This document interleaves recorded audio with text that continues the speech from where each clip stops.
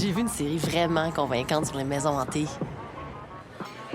Je me fais tirer aux cartes au moins 2 fois par année pour m'aider dans mes décisions. Ma tante est médium et est capable de communiquer avec les morts.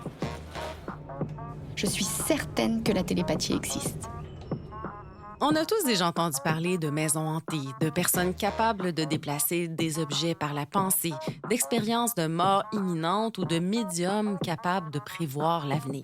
Ces récits mystérieux nous fascinent depuis la nuit des temps. Pourquoi sommes-nous si attirés par les phénomènes paranormaux? Qu'est-ce qui se cache derrière ces croyances? Et quels éléments de réponse peut nous apporter la science sur ces phénomènes et sur leurs nombreux adeptes? C'est ce qu'on verra dans cet épisode consacré au paranormal.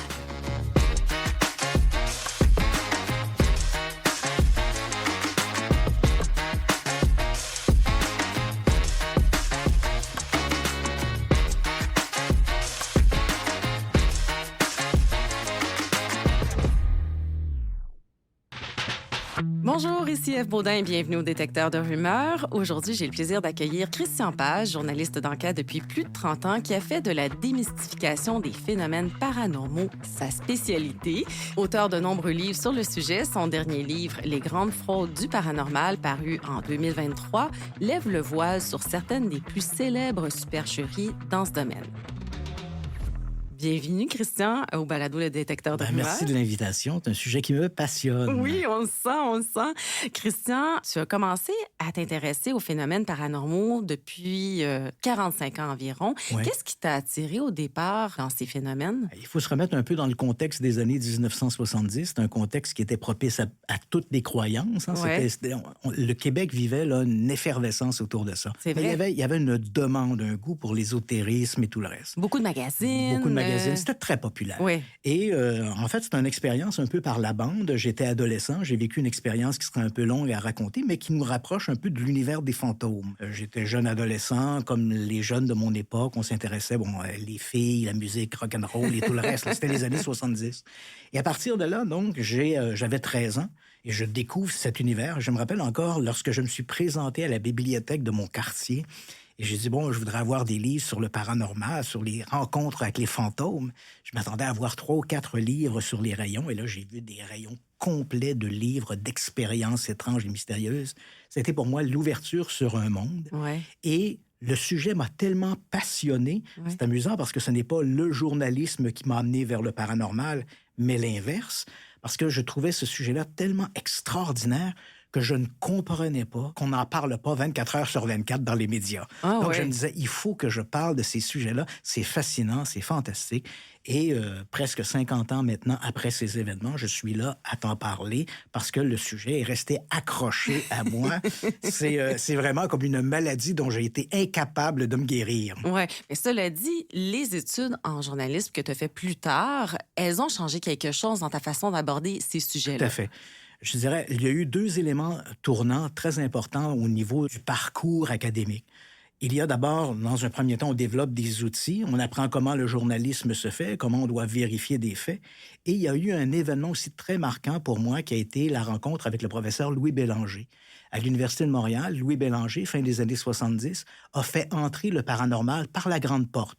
Certains diront, oui, c'était par le département de théologie, mais quand même, c'était la grande porte, parce que c'est vrai que lorsqu'on parle de phénomènes paranormaux, on flirte souvent avec le religieux. Oui. Donc, dans le cadre de la théologie, on s'est dit, dans le département de théologie, on s'est dit, ce serait intéressant de parler des phénomènes de miracles et, bien sûr, de façon plus élargie de la perception extrasensorielle et tout le reste, parce que entre un thaumaturge qui guérit quelqu'un au nom de Dieu ou quelqu'un qui prétend avoir des dons de guérisseur, on est vraiment la frontière qui est très ténue. Absolument. Et là, on n'était plus dans le cadre de, je ne veux pas faire un mauvais jeu de mots, mais on n'était plus dans le cadre de la rumeur ou des croyances là, populaires. On était vraiment dans le domaine de la recherche scientifique.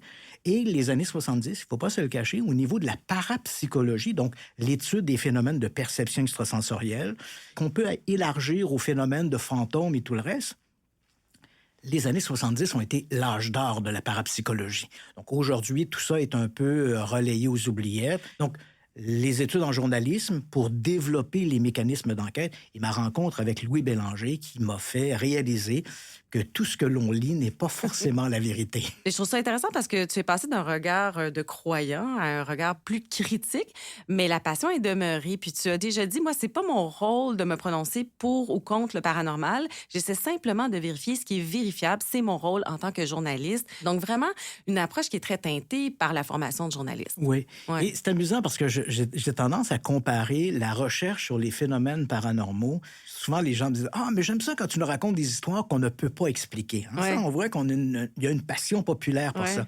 Mais je ne suis pas dans cet univers-là. Ouais. Moi, je réponds, je dis « Est-ce que vous croyez qu'un policier est satisfait lorsqu'il n'arrive pas à arrêter un coupable? Lorsqu'un crime est commis puis il demeure avec un cold case. Hein? Il dit « Bon, ben voilà. » C'est frustrant. Il se dit, ben voilà, j'ai un criminel quelque part qui est toujours en cavale. On n'aime pas avoir un cas qu'on ne peut pas expliquer dans le domaine policier. Et pour moi, c'est un peu la même chose. Mon grand intérêt pour le paranormal, c'est d'essayer de trouver une solution. Et je trouve frustrant une explication. Ouais. Je trouve ça frustrant d'enquêter sur une histoire paranormale et à la fin, je me dis, ben, je ne sais pas ce qui s'est produit. Ouais. Je ne dis pas que c'est pas fascinant, c'est toujours amusant de savoir, bon, on n'a pas d'explication, mais pour moi, c'est plus frustrant que de dire, ben voilà, telle histoire qu'on a racontée, qui est demeurée pendant 20 ou 30 ans dans la catégorie des cas inexpliqués. Quand on ouvre à nouveau les dossiers, on regarde les faits, on jette un nouveau regard sur ces histoires-là et qu'on arrive à trouver une explication. Moi, je trouve beaucoup plus, pour moi, de satisfaction dans cette démarche-là que de demeurer dans le cul-de-sac et de me dire, bon, ben, c'est une histoire pour laquelle j'ai pas d'explication. Ouais. Donc, j'aime bien ce que tu dis, dans le fond, que tu cherches à en trouver des explications et tu les cherches, dans le fond, dans la science et l'approche rationnelle. Là. Oui, et j'en reviens un peu à cette comparaison avec le milieu criminel. La science progresse et la science apporte de nouvelles réponses. Encore aujourd'hui, par exemple, quand on regarde la littérature criminelle, on constate qu'il y a de moins en moins de tueurs en série. Est-ce que ça veut dire que les psychopathes assassins n'existent plus? Non. C'est parce qu'on les attrape plus rapidement. Généralement, les policiers, grâce aux nouvelles méthodes, nous permettent de cibler davantage, plus rapidement l'assassin avec l'ADN et tout le reste, et on lui met le grappin dessus. Mm-hmm.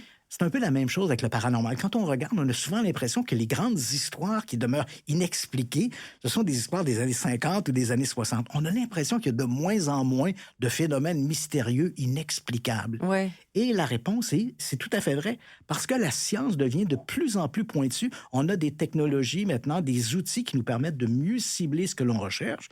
Et éventuellement, on trouve des explications pour à peu près 99% de ces histoires-là. Il ne faut pas hésiter à ouvrir à nouveau une enquête, même si c'est les vieilles de 20 ou 30 ans, pour regarder à nouveau les faits avec les outils d'aujourd'hui qui nous permettraient peut-être de trouver une explication.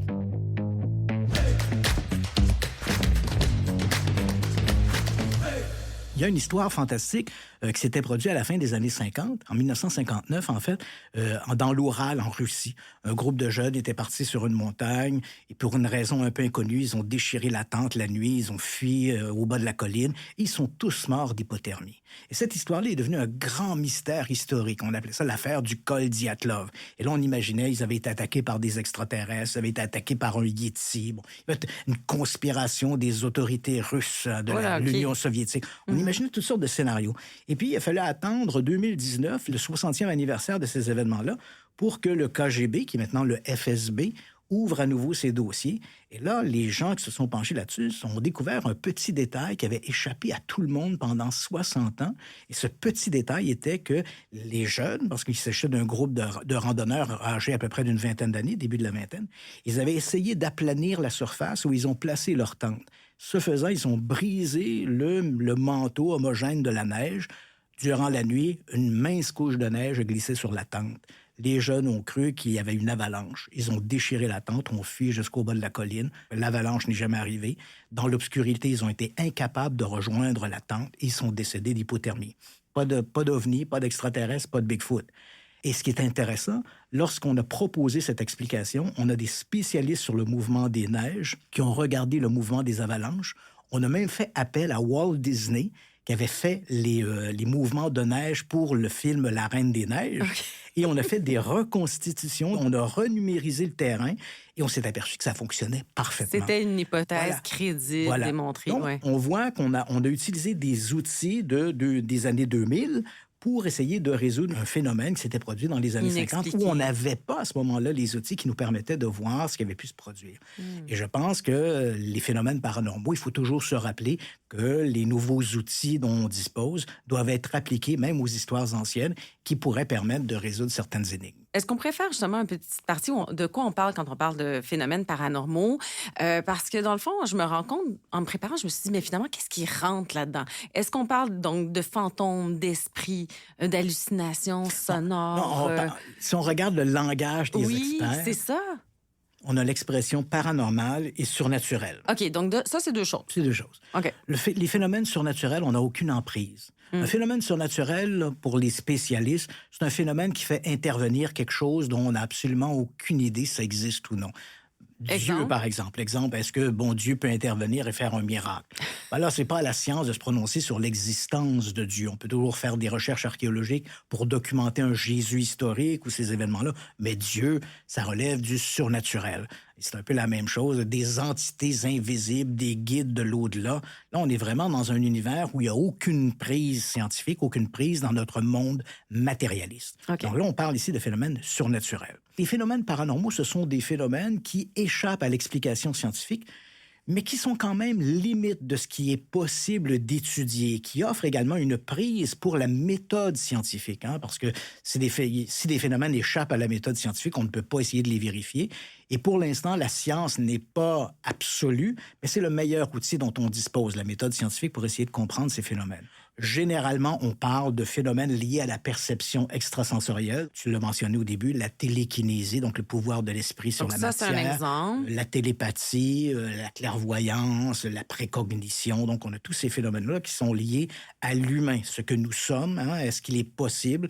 Pourquoi on dit perception extrasensorielle ou parfois le sixième sens? Oui. On sait qu'on a 5 sens, mais est-ce qu'il existerait un sens invisible chez l'être humain qui nous permettrait d'obtenir de l'information du monde extérieur autour de nous? Ces phénomènes-là, ce sont des phénomènes paranormaux. Et comme on est un peu à la limite, on peut dire que les fantômes et les maisons hantées vont s'inscrire également dans ces phénomènes. Et dans ces phénomènes-là, la grande période, moi je pense que l'étude de manière expérimentale de ces phénomènes a débuté aux alentours des années 1920. Un siècle de recherche en parapsychologie n'ont pas permis d'apporter la moindre preuve définitive de l'existence de ces phénomènes.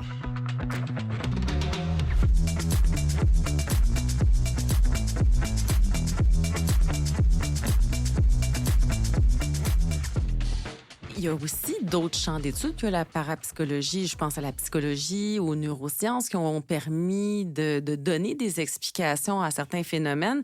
Un exemple, les hallucinations sonores, les hallucinations visuelles. On sait que ça peut être causé par le stress, l'hyperactivation de certaines parties du cerveau, des changements d'homéostasie dans le cerveau. Puis à ce moment-là, la transmission cérébrale va être déréglée. Tout à fait. Il y a plein d'explications comme ça qu'on peut trouver. Si on amène des gens dans un lieu, on leur raconte qu'il y a une histoire de fantômes associés à ce lieu-là, ils ont plus de chances de vivre une expérience paranormale, même si c'est complètement faux. Donc, oui, parce qu'on les influence. Voilà, l'imagination fait beaucoup de choses. On sait également, par exemple, que le témoignage, à partir du moment où on est confronté à quelque chose dont on ne connaît pas la nature, l'imagination s'emballe aisément. Donc, on peut influencer aisément des gens en les emmenant dans des lieux, en leur disant, voilà, c'est hanté. On a également des grandes percées qui ont été faites avec les parasomnies. Et dans les troubles du sommeil, il y en a un en particulier qui se distingue, c'est la paralysie du sommeil. La plupart des gens qui vivent des expériences, que ce soit des visions de créatures, de visites nocturnes, ou même on peut élargir à des enlèvements extraterrestres, ce sont des expériences qui se produisent généralement durant des phases du sommeil. Donc, et l'expérience se produit. Elle est visitée par une entité diabolique, elle est visitée par des extraterrestres qui vont l'enlever, etc. Or, on comprend, il y a 25 ou 30 ans, les parasomnies étaient moins bien connues. On connaissait quelques-unes d'entre elles, par exemple le somnambulisme, la narcolepsie, mais elles étaient mal définies. Aujourd'hui, par exemple, on sait que lorsque l'on parle de la paralysie du sommeil, donc qu'est-ce que c'est que la paralysie du sommeil? Notre cerveau, lorsque l'on dort, envoie un message chimique à notre corps en disant « je dors », et le corps doit se reposer, les muscles doivent se reposer. S'il ne faisait pas cela... On bougerait. On bougerait continuellement. On rêverait qu'on est dans un match de boxe, puis on se lèverait dans notre lit, puis on ferait un match de boxe. Et au moment où le corps se réveille, le cerveau envoie un autre message chimique aux muscles en disant, ben voilà, tu retrouves ton corps. parfois, ce système-là déraille un peu. Oui. Et les gens vont se réveiller et il va falloir quelques secondes avant qu'on retrouve la mobilité de notre corps. C'est le phénomène de la paralysie du sommeil. Et durant cette période-là, on le comprend, il y a un moment d'angoisse. On Bien se sûr. réveille, on n'a pas le contrôle de notre corps. Il y a un moment d'angoisse qui est naturel et ce moment d'angoisse va se traduire justement par des visions ou des interprétations malveillantes et dépendamment de notre culture, dépendamment de nos croyances, ben ces entités malveillantes peuvent prendre les traits d'un démon, peuvent prendre les traits d'un extraterrestre, etc. Donc, encore une fois, quand on regarde dans la littérature, c'est le signal d'alarme. Les chercheurs qui étudient ces phénomènes, lorsqu'on lit un récit d'enlèvement par des extraterrestres ou le récit d'une visite nocturne par des démons, lorsqu'elle se passe dans des périodes de sommeil de l'individu, du témoin, Ça peut être une explication. la première explication qui doit venir en tête, c'est qu'on est en présence ici d'une parasomnie et le reste a été créé par l'imagination. Exactement. C'est une réaction normale du cerveau. Absolument, absolument. Et on peut comprendre, dépendamment des gens qui auront des croyances ésotériques ou mystiques ou surnaturelles, auront peut-être tendance à associer ces états à des rencontres de manière un peu extraordinaire et Ou fantastique. maléfique. Oui. Lorsqu'on parle des phénomènes paranormaux populaires, l'un des phénomènes qui est souvent évoqué, c'est la planchette Ouija. Donc, Ouais. La planchette Ouija qui a été développée dans le mouvement spirit à partir du milieu du 19e siècle. La version que l'on connaît aujourd'hui, qu'on peut acheter dans des boutiques, c'est une version qui a été un peu peaufinée à la fin du 19e siècle. Elle est demeurée un peu inchangée. Bon, ça venait remplacer les coups sous la table. Lorsqu'on faisait ce qu'on appelait les tables parlantes, les coups sous les tables, on a les chiffres de 1 à 10. En fait, de 0 à 9, on a les lettres de l'alphabet, un oui et un non et un bonsoir. Donc, on a quelques mots et le module se déplace sur la planchette en fonction des questions qui sont posées à l'esprit, apparemment, qui a pris possession du mobile. Et ça, il y a Donc, des études là-dessus. Voilà. Donc, ce phénomène-là, il a été développé au 19e siècle et ça fonctionne, entendons-nous bien, là, sur le plan, entre guillemets, esthétique, ça fonctionne. On met nos mains dessus et ça bouge. Non, la question, c'est qui pousse le mobile? Ben, c'est là la ça. grande question. Qui pousse le mobile bouge. Et les études qui ont été faites nous montrent bien que si on essaie, par exemple, de poser, si c'est un esprit, puis on lui pose des questions, Ouais. si on pose des questions très pointues et qu'on vérifie ces réponses-là, on va vite s'apercevoir que c'est du grand n'importe quoi. Dans un premier temps. Dans un deuxième temps, ce que l'on constate également, c'est que souvent, lorsqu'il y a des joueurs autour du Ouija, ça se fait généralement à 2 ou 3 personnes, les participants, généralement, disent « je ne pousse pas ». C'est pas moi qui ai poussé. Ouais, mais en mais- réalité, il y a toujours quelqu'un qui pousse. C'est ça. Et il pousse inconsciemment. C'est Oui. ce qu'on appelle des mécanismes idéomoteurs. Et on s'en rend pas compte de ça. Donc, la personne est là, on se fait toujours une réponse. Si on pose la question « Comment t'appelles-tu? Es-tu mort dans cette maison? » Bon, prenons un exemple simple. Il y a quelqu'un autour de la table qui va inconsciemment se dire en lui-même « oui » ou « non ». Et s'il se dit oui ou non, inconsciemment, il y aura de très légers mécanismes moteurs qui vont être des impulsions neurochimiques qui vont être envoyées dans les muscles et invariablement, un d'entre eux va pousser davantage le mobile vers oui ou non. Et ça se fait à un niveau inconscient. Bien sûr. Donc, quand les gens disent « je n'ai pas poussé », c'est vrai qu'ils n'ont pas poussé, mais en réalité, inconsciemment, c'est ce qui s'est produit. Il y a quelque chose de tout à fait intéressant à propos du Ouija. On l'a utilisé dans les milieux académiques pour tester l'inconscient. Et ça, c'est vraiment extraordinaire. Ça a été fait à l'Université de la Colombie-Britannique. OK. Donc, on a pris des gens à qui on a posé des questions d'ordre très général. Ça se répondait par oui ou par non. On le sait ou on le sait pas. Donc, est-ce que Tallahassee est la capitale de la Floride ou c'est Miami? Bon, on voit un peu le genre de questions qu'on posait. Et les gens répondaient par oui ou par non. Ensuite, on a pris des gens et on leur a fait croire qu'on allait les jumeler à un laborantin avec un Ouija. Donc, la personne entrait dans la pièce, on y voyait la planchette Ouija avec le mobile, Ouais. on lui bandait les yeux, on lui présentait le laborantin en face de lui, on se serrait la main, on s'assoyait, on mettait les mains sur le mobile, mais à l'insu du participant, une fois qu'il avait les yeux bandés, le laborantin quittait le laboratoire. Ah, OK. Donc, il était seul à tenir le mobile. Et là, on se met à lui poser à nouveau des questions de culture générale. Est-ce que Tallahassee est la capitale de la Floride, etc., etc. Ouais. Les gens semblaient savoir beaucoup plus de choses lorsqu'ils avaient les doigts sur le Ouija parce qu'ils se laissaient guider ou ils croyaient se laisser guider. Donc, quand ils avaient une incertitude, Ah. ils s'en remettaient à ce qu'ils croyaient être l'autre participant Mais comme il n'y avait pas d'autres participants, c'était finalement leur inconscient qui répondait. Et là, en faisant cette étude, on s'est aperçu que finalement, on sait beaucoup plus de choses de manière inconsciente qu'on croit le savoir lorsque l'on a une discussion ouverte parce qu'on a un filtre, une retenue sur des affirmations où on est incertain. Mais pourtant, on l'a quelque part. On a emmagasiné cette information-là. Mais au moment où on vient pour livrer le contenu dans une conversation éclairée, on se dit, il n'y en a pas accès facilement. Je suis pas sûr. Ouais. Donc, je vais me garder une petite gêne. Hein? C'est l'expression de « je vais me garder une petite gêne ». Mais si on laisse tomber cette petite gêne, on s'aperçoit qu'on sait beaucoup plus de choses. Absolument. Il y a aussi d'autres choses qui sont intéressantes dans la psychologie. On sait, par exemple, que tout ce qui est divination, voyance, astrologie, il y a l'effet de biais cognitifs qu'on a tous, en fait. Par exemple, l'effet Barnum, qui fait qu'on va avoir tendance à accepter une description qui est vague, comme s'appliquant généralement à nous-mêmes. Donc, ça aussi, c'est des explications intéressantes. Tu vois, l'effet Barnum, on peut le voir au quotidien dans l'astrologie. Ouais. Quand on ouvre le journal et on lit l'astrologie, c'est pour les natifs du Capricorne, vous allez peut-être une journée chanceuse, OK, mais 50% d'avoir une journée chanceuse et pas chanceuse. Donc, c'est vague. C'est tellement vague que finalement, tout le monde s'y retrouve. Et il y a eu une expérience qui avait été menée aux États-Unis qui était fort intéressante sur l'effet Barnum. On avait demandé à des étudiants de donner leur nom, leur date de naissance et leur signe astrologique. Et ensuite, on a dit que tout ça serait donné à une astrologue spécialisée qui ferait leur carte du ciel et donnerait de l'information très qualitative à chacun d'entre eux.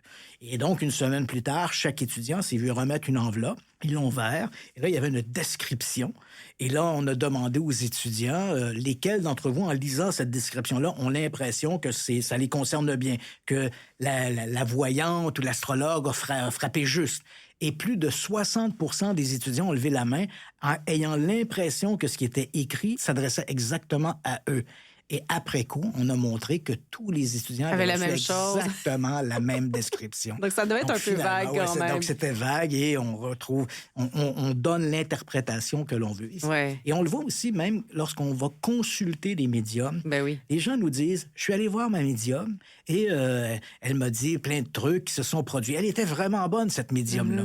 Mais quand on regarde les faits, dans certains cas, des gens ont enregistré le discours de la médium, on s'aperçoit que c'est essentiellement des trucs très vagues. Le truc, pour ces gens-là, c'est de jouer cet effet Barnum, donc de rester dans le vague pour que les gens puissent tirer leur propre conclusion ou leur propre lecture des événements ou des choses qui sont données. Ouais. Et également, on a développé avec les années ce qu'on a appelé l'hypothèse environnementale. L'hypothèse environnementale, c'est de dire, OK, des gens vivent des choses étranges dans ces milieux-là. Est-ce qu'il n'y a pas quelque chose dans l'environnement qui influence leur perception de la réalité? Et là, des modèles ont été construits. Un qui impliquerait, par exemple, des matières toxiques, des champignons, par exemple, qui pourraient entraîner des hallucinations. On peut ingérer de manière involontaire, oui, ils peuvent être aussi dans l'environnement. Par exemple, les conduites d'aération, tout le reste peut se développer des colonies de champignons qui vont influencer la perception des gens. En fait, ça peut leur donner l'impression qu'il y a un courant d'air ou qu'ils ont une sensation bizarre. Une perception erronée de l'environnement. Oui, c'est ça. Et à ces éléments-là, il peut s'ajouter également, on sait maintenant depuis quelques années que les basses fréquences, par exemple, peuvent également influencer notre comportement. Absolument. Donc, il y a une expérience qui a été menée dans les années 80. On avait un type qui travaillait dans un laboratoire où on disait que les lieux étaient hantés. Les ouvriers disaient, c'est curieux, j'ai l'impression que le laboratoire est hanté. Et éventuellement, on a découvert que c'était le ventilateur qui faisait ça. Le ventilateur dégageait des basses fréquences et les gens qui étaient dans le laboratoire avaient des sensations d'être touchés, des sensations de présence. Et le laboratoire cessait d'être hanté dès qu'on coupait le ventilateur.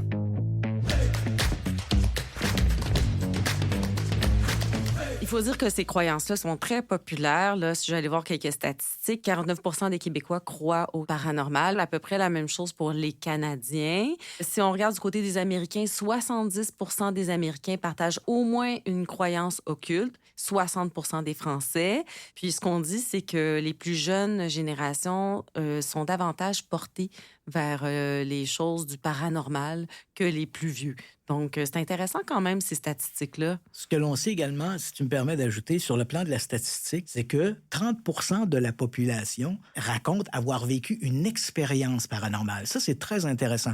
Ça reste anecdotique, bien sûr. Hein? C'est quelqu'un qui dit, ben voilà, après le décès de ma mère... Ça m'étonne que ça soit pas plus voilà, que donc 30%. 30% des gens disent donc, ma mère est décédée, peu de temps après son décès, j'ai senti l'odeur de son parfum dans la maison. Bon, ce sont des petites expériences qui relèvent de l'anecdote, mais qui quand même montrent qu'il y a quand même 30% de la population qui disent avoir vécu une expérience paranormale et qui, bien sûr, justifient leur adhésion à ce type de croyance. Il peut y avoir aussi des impacts sur la vie des gens. La grande problématique de ces phénomènes-là, c'est que le domaine de la croyance, c'est un terreau fertile à la supercherie. Ben c'est ça. Parce que, tu sais, le milieu du paranormal, c'est pas un milieu académique. Hein. C'est pas encadré, c'est pas encadré. Donc, quelqu'un lit 2 livres sur les... Il n'y a pas d'ordre professionnel. Non, quelqu'un lit 2 livres sur les fantômes, puis il devient un expert. Ouais, donc, il se fait faire des cartes, puis je suis un expert. Ouais. On pourrait pas avoir le même discours dans le domaine, par exemple, médical. Dans le domaine du paranormal, on n'a pas ça. Et malheureusement, les gens qui y croient beaucoup ne cherchent pas la vérité, ils cherchent essentiellement des billets de confirmation. Donc, à partir du moment où quelqu'un raconte des belles histoires, on va aller puiser dans ces éléments-là pour satisfaire nos croyances. Et malheureusement, il y a des gens qui font des sous autour de ça. Ben oui. Si personne ne croyait, par exemple, qu'une soucoupe volante s'est écrasée à Roswell puis que l'armée américaine a récupéré des cadavres d'extraterrestres, est-ce que Raymond Santilli aurait fait 7 millions de dollars avec son film de l'autopsie de l'extraterrestre? Je suis pas convaincu. Ouais. Si ça a fonctionné, c'est parce qu'il y avait des gens qui étaient prêts à y croire. Les gens sont friands de ces histoires-là. On comprend bien que la croyance, elle est légitime. Les gens ont parfaitement le droit de croire ce qu'ils veulent. Mais entre le discours, nos croyances et la possibilité d'ouvrir la porte à des arnaqueurs et des escrocs, il faut mettre les gens en garde. En tout cas, c'est intéressant. On sent encore toute cette passion. La passion, elle est là. La passion, elle est là. En effet. Merci pour cet échange. Moi, peut-être que je retiens que malgré le fait que les phénomènes paranormaux nous attirent autant, puis sont l'objet de milliers de contenus hyper populaires, la science a souvent des explications plus rationnelles, mais tout aussi fascinantes, qui devraient aussi piquer notre curiosité. Christian, on peut t'entendre à la radio? Oui, au 98.5 à Montréal. Et chaque semaine également, une chronique dans l'émission de Salut Bonjour à TVA. Oui, et puis aussi le site christianpage.ca. Voilà, où j'essaie de mettre en ligne toute l'information que je considère qualitative et qui permet aux gens d'avoir une vision plus appréciée du paranormal. Et là, il y a aussi un balado qu'on peut trouver sur ce site. Donc, merci à vous d'avoir été à l'écoute. Si cet épisode vous a plu, bien, abonnez-vous au balado sur votre plateforme préférée et parlez-en à vos amis. Le détecteur de rumeurs est une production de Science Presse soutenue par le scientifique en chef du Québec et les fonds de recherche du Québec. Notre invité, Christian Page, journaliste. Aide à la recherche, Mathias Krull. À la réalisation, Claudie Fortier-Saint-Pierre. Au mixage sonore, Jonathan Doyon. À la recherche, à la production et à l'animation, moi-même, F. Baudin. On se retrouve au prochain épisode.